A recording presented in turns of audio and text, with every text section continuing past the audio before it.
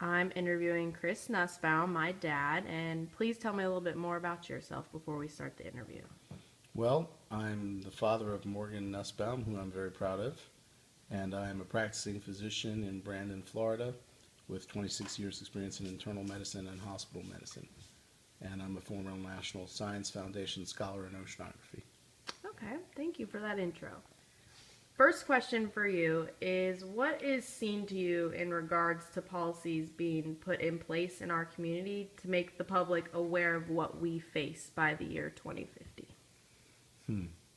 I don't think that there's very much discussion of the oncoming problems from a broad basis. I think the average individual walks around blissfully ignorant of the sort of coming storm. We talk about global warming and we talk a little bit about global population growth and the pressure on food systems, but it's not common to hear individuals discussing zero population growth or food subsidization or any real cohesive sense of the disaster that might be looming.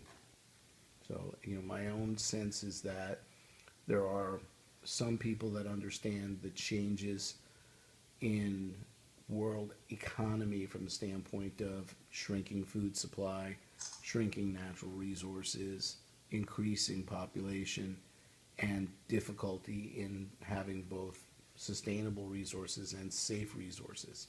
I think there are some communities that have locavore movements, some communities that have CSAs or community supported agriculture, and Tampa and Brandon, the area that I live in as a whole, are probably behind the curve from a national perspective.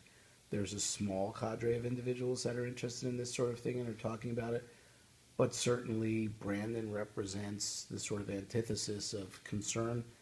We're expanding rapidly. The amount of babies that are born in the hospital every month exceeds one per day. We put hundreds of babies into the world every single month, and I think people, for the most part, have a sense that everything's just going to be fine without really understanding, what the future holds. Um, there's also a very casual attitude towards environmental policy, since building and construction is one of the main economic supporters of this community. The idea of halting building, or of, if you would, population planning, domestic planning, and urban planning is something that's really been absent here. We don't have an efficient mass transit system. The county is not incorporated, so there's no melding of different administrations or systems to minimize both environmental impact or maximize the use of resources. Water runoff is a huge problem.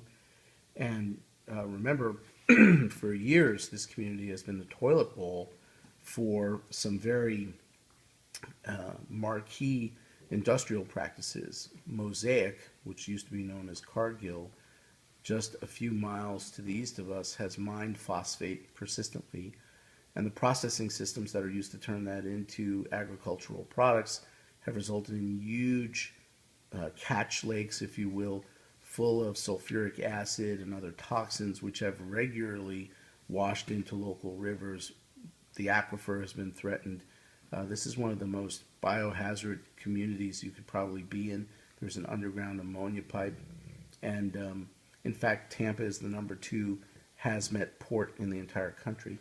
So, I think people here generally are ignorant to the fact that they are, you know, spending a dollar to get a dime in terms of resource usage. I think they're ignorant to the fact that we will overwhelm the amount of support the local community, the global community can give to the amount of people that are here. And I don't think there's anyone really actively discussing that.